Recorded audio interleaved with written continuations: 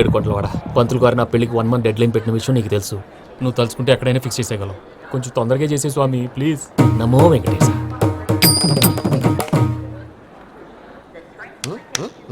ఏంటి అది? ఇద్దెలీదా? అదే కదా అడిగేది.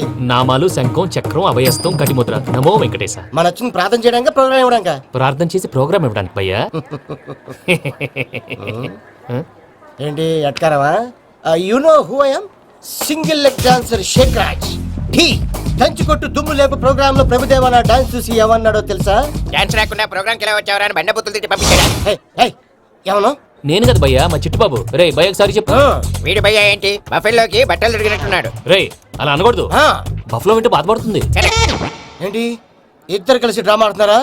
నాకు గాని బీపీ వచ్చిందంటే ఏం పీక్తారా వీపీ? నన్ను బీపీ అట్టడా?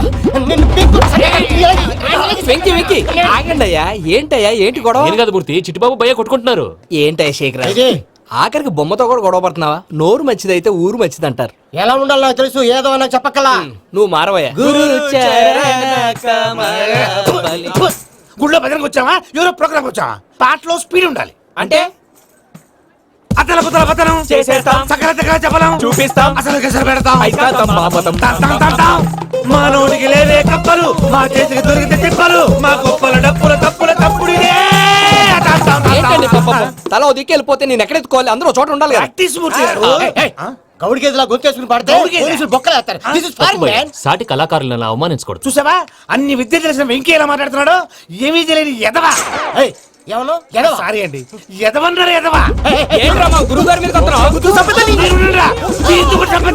మీరు మీరు కొట్టుకుంటే ఎలాగండి? కళాకారులందరూ ఐకమత్యంగా ఉండాలి.